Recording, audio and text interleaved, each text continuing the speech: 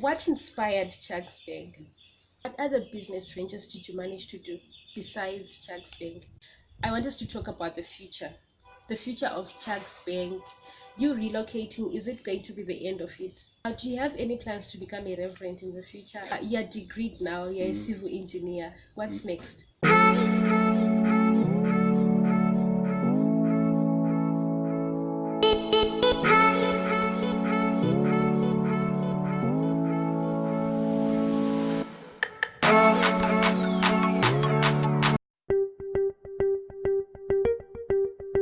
As a civil engineering student, among the many challenges that you faced, what would you say was the major challenge? Basically, I would say specifically to the field of civil engineering, one of the greatest challenges here is that our degree is more inclined to the academic side than the practical. We actually lack more practical work like internship. Back in my country, before you graduate, you actually are supposed to do a minimum of 10 months of internship. Here it's just 2 weeks. So on the academic side, on the theoretical part, you'd be really rich in content, but then on the practical side, which is very important for an engineer, you actually be lacking a bit. That's been pretty much the most difficult. Okay. If you were to take the course again, if you were to be a first year student in engineering, what would you do differently just to correct your mistakes? That's a very easy one. I would take my school more seriously. Especially, when you come here the first year, it was really easy for me, honestly speaking. It was really easy. I think in a group of 750 students, I was actually on number 6 and that kind of thing. But then I relaxed. I thought it's going to be easy throughout, up until the extent actually was involved in many other things, and which ended up in me repeating my first year for masters because I relaxed a bit. So I would say that's one thing I would do differently. I would take my school seriously throughout, from the very first year through the end. Flint, you have been a great anchor in the church activities here in Algeria. Would you say it was you discovering yourself, or it's your background that contributed? You were so consistent from the day you came here up until now. You've been attending, you've been leading, you've been facilitating church activities. Well, first of all, I wouldn't really use the word great anchor, but anyway, Really? I would really say it's just the grace of God in my life. I would really say it's just the grace of God. Even if this is a Muslim country, even if this what we found here is not really what we expected. I actually built better my relationship with God. My Christian life actually boosted more when I was actually here. Yes, back home we went to church every Sunday and everything, but my spiritual life actually grew deeper. I was born again here, and I actually was baptized here while I was in Algeria. So basically I would say it's really the grace of God. I think it was actually part of God's plan that I actually come here in Algeria. It was actually really better my spiritual life. Okay. Obviously you've attended a lot of church activities, you led a lot of church activities, but I'm sure there's usually that one that you'd say, this one I still remember it vividly, this one changed my life. Would you mind sharing some light on that one, or sharing the lessons that you learned from that one activity that changed your life? Wow, okay, that's really a difficult one, because if I'm to pinpoint one, there are really a lot. If I'm to pinpoint one, okay, this time when I was in second year, I think I'll tell you about this one. This time when we were in second year, there was a small conference which was held in Annaba. Annaba is about 1,000 kilometers away from here. Yeah. Then there was this brother. Oh yes, he did a French in Annaba. So a certain brother by the name Brother Whitney was like, we have a conference we have to do in Annaba. One night, in-class exams coming up, the TD controls, you know what I mean when I say that. And exams, like during the term exams. Yeah, something like that. With those exams coming up, but Brother Whitney really insisted that we go. I really did not want to go. First of all, because of the distance. That was the first thing that we did. But then it was worth it. It was worth the travel. We did wonderful time those 3 days, and I really had a great encounter with God. Basically, even if it was the idea was to actually go and evangelize to French students from Zimbabwe and Zambia at that time and all that. But I actually felt more the touch of the Holy Spirit. I feel like I actually benefited more myself than the people who were actually visiting that end. And on top of that, now when I actually got back, I did not even have enough time to really go through all the revisions I need to do and all that. But all the 3 in-class tests I aced all of them without much preparation. So I was like, really, this was really God's doing. It was really God's doing. It was not. Yeah. So yeah, I actually remember that vividly, among many others. If you want, I can speak on it, but I'll just give you that. We'll spend the whole day. I know you've been so much into church activity. What advice would you give to that first-year student who's experiencing a lot of challenges, who believes that they need to set aside church activities and just focus on school? Because I was that first-year student.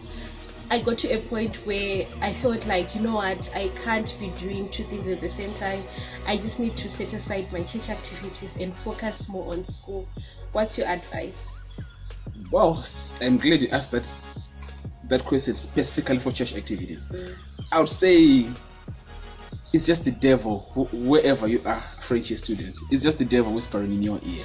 Because at a certain period in time, I actually did that. I was like, hey, this is really, the pressure is really building up. Let me set aside church activities a bit and focus more on school.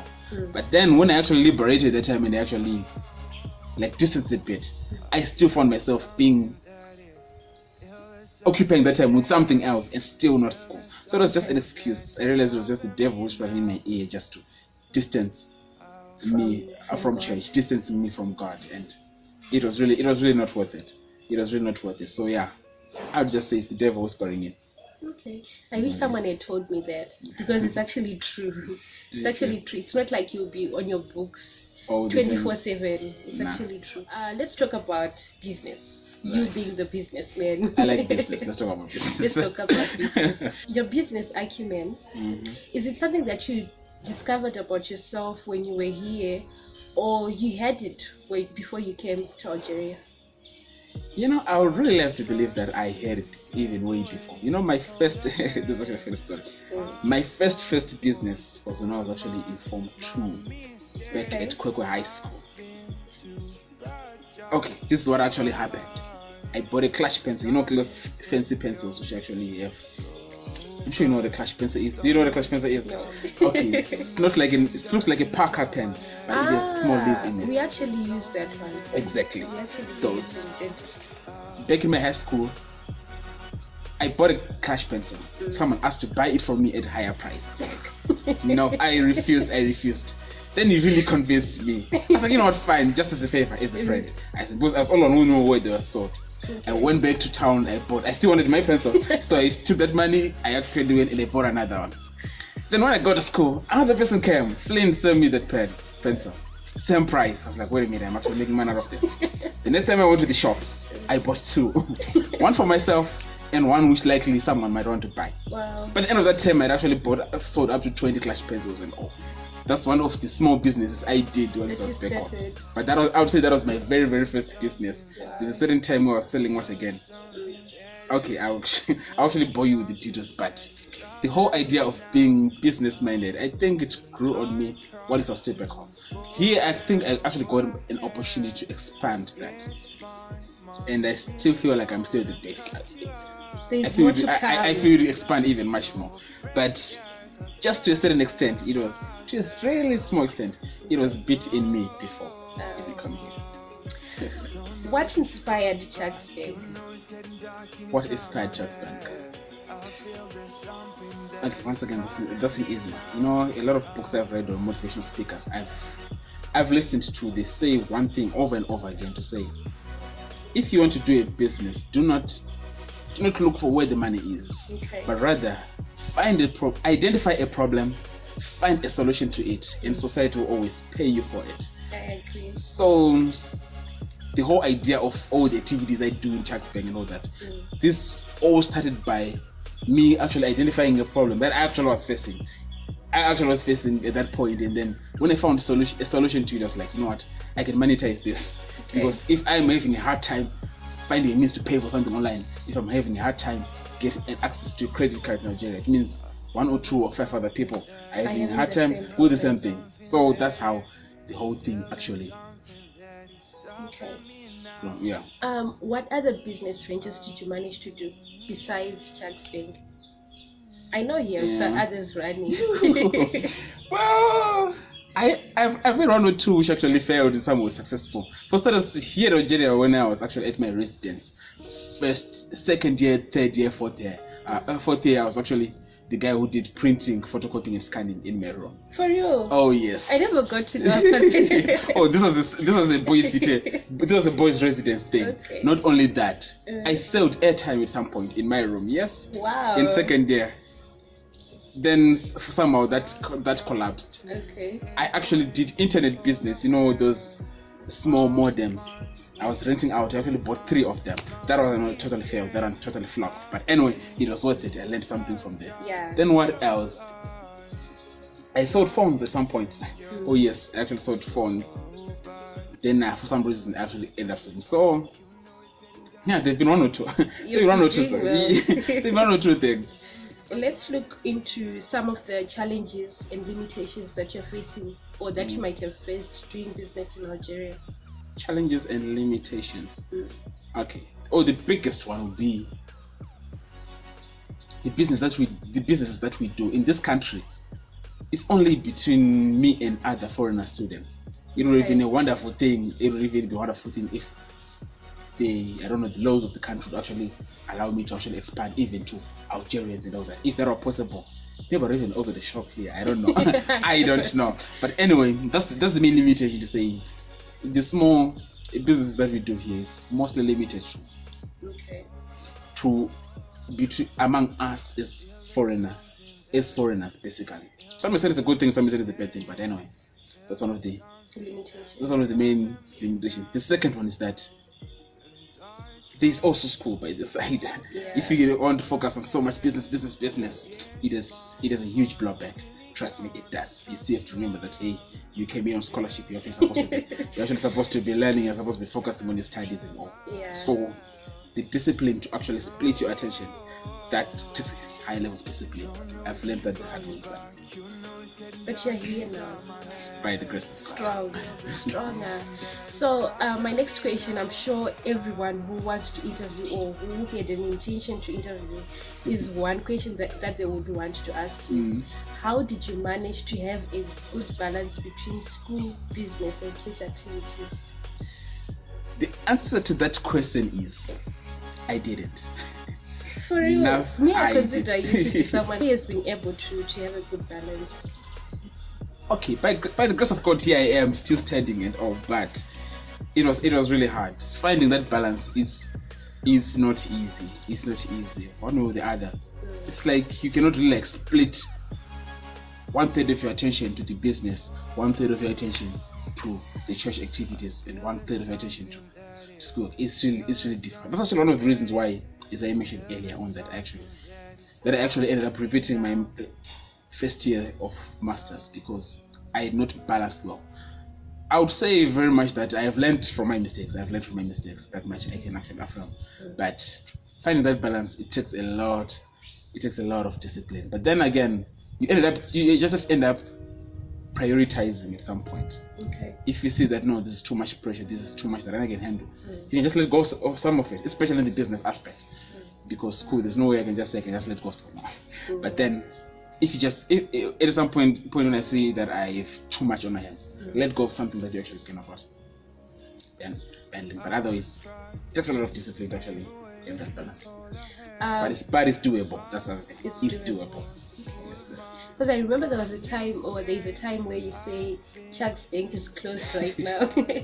So it's not like you let go completely, or you just pause something so that you can give more time on something and then pick it up later. That's exactly it. You know, at some point, if exams coming up, you've got this coming up, maybe an assignment is due, and everyone is just calling you, Flint, you need this. I was like, no, nah, as much as I love the money, but still.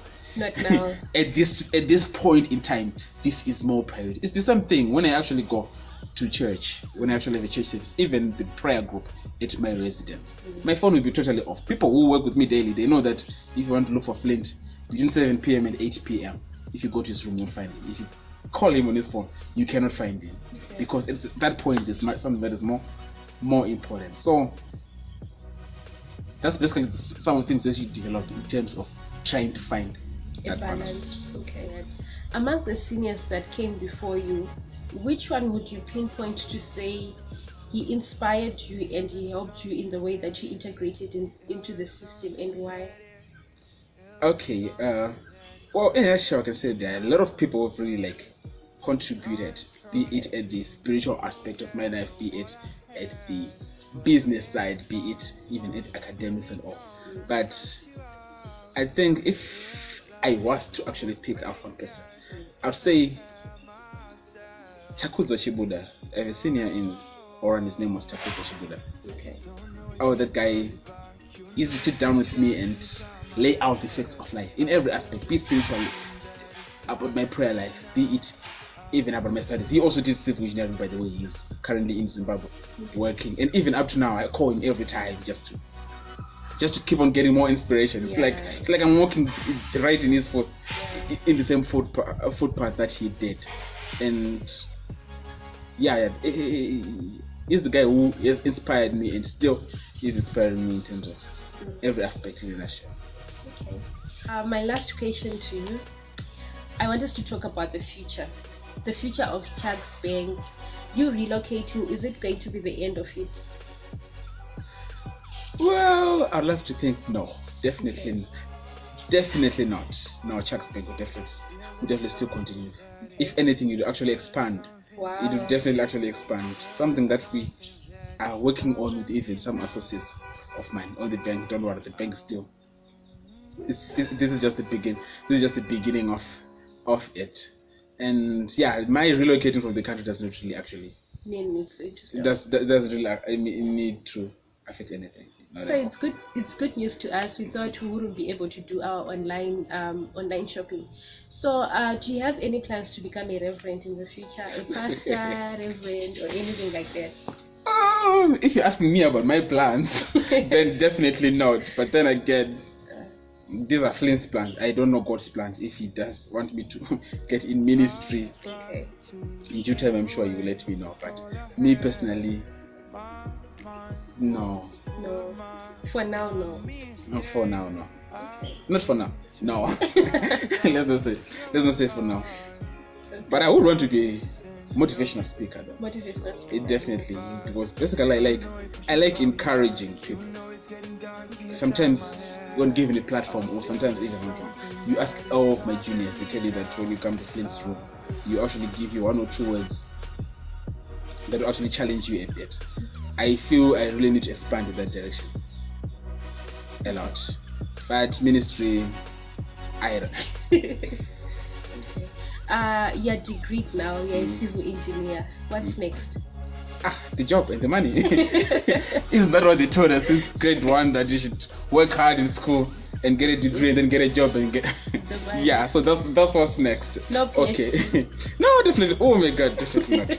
I hope I won't look at this YouTube video one day laugh at myself that I once said I won't take a PhD. But for now, I really have plans to actually look for a PhD, especially not in this country now. Maybe else. I really don't. Depending my studies so far, that is not the plan at all. But I did civil engineering. I'm actually completing my master's in structures right now.